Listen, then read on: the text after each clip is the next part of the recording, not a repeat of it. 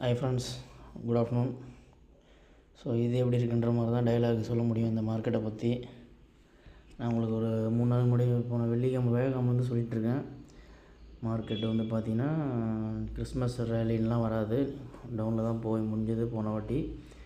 So எக்ஸாக்டாக அதே மாதிரி அந்த 26,200 சப்போர்ட் பாருங்கள் எங்கே எடுத்து வந்துட்டுருக்கு.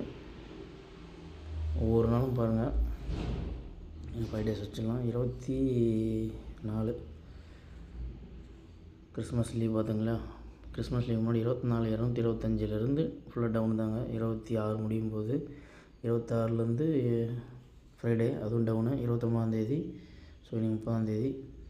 ஸோ இதாங்க மார்க்கெட். நம்ம சொன்னால் 25,900 வந்துச்சு.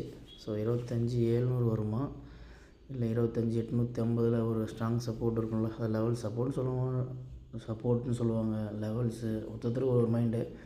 ஸோ அந்த சப்போர்ட் இந்த லெவல் போனால் தான் வாங்கணும், இந்த லெவல் போனால் தான் விற்கணுன்ற மாதிரி நான் எக்ஸ்பெக்ட் பண்ண மாட்டேன். நம்மளுக்கு தேவை நான் வந்து பார்த்தீங்கன்னா ரெட்டு தான் சொல்லியிருப்பேன். நாளைக்கு ரெட் ஆகும், நாளைக்கு ரெட்டில் இருக்கும், நாளைக்கு க்ரீன் கேப் அப் ஆகும், க்ரீன் ஆகும், அப்படி தான் சொல்லுவேன். எனக்கு பொறுத்தவரை அப்படி தான் நான் மைண்டில் ஏற்றிட்டுருக்கேன். ஒரு 2 நாள் 3 நாள் வாட்ச் பண்ணுறேன், ஒரு அனலைஸ் பண்ணிட்டு ஓகே நாளைக்கு க்ரீன் தான் போதும், இல்லை நம்ம கால் எடுத்து வச்சோன்னா ப்ராஃபிட் பண்ணிட்டு போயிடலாங்க, அவ்வளோதாங்க. ஏன்னா ஏன் 10,000 விட மாட்டேன் ப்ராஃபிட் அப்படின்னா காரணம் பாருங்கள்.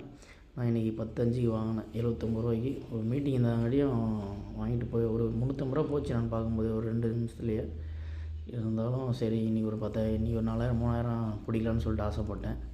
அது பார்த்திங்கன்னா வச்சு செஞ்சுட்டாங்க. நம்ம வாங்கினதுலேருந்தே பார்த்தீங்கன்னா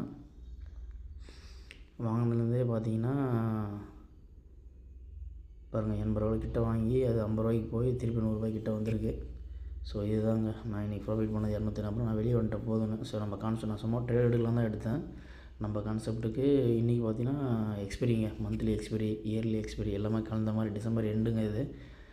ஸோ பாருங்கள், நான் சொன்ன கிஃப்ட் நிஃப்டி பாருங்கள் 25,895.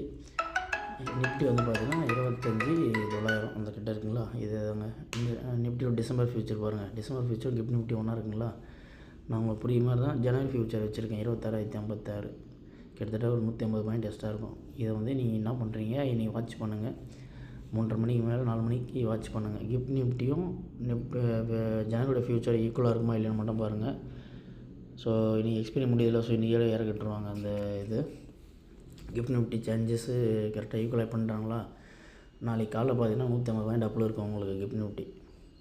ஸோ இதையும் கொஞ்சம் நோட் பண்ணுங்கள். ஏன் எதனால் இதெல்லாம் கொஞ்சம் வாட்ச் பண்ணுங்கள். எல்லாமே பார்க்குறாங்க மார்க்கெட்டில். சும்மா ஏதோ வந்தோம் ட்ரேட் எடுத்தோன்னு இல்லைங்க, அனலைஸ் ஒன்றுனா பண்ணுங்கள். கிஃப்ட் நிஃப்டி வச்சு எவ்வளோ பேர் தெரியாதவங்க இருப்பாங்க, அவங்களாம் லாஸ் பண்ணுறது சான்ஸ் இருக்கும். அதனால் பாருங்கள் கிஃப்ட் நிஃப்டிக்கு என்ன டிஃப்ரெண்ட்டுன்னு பாருங்கள்.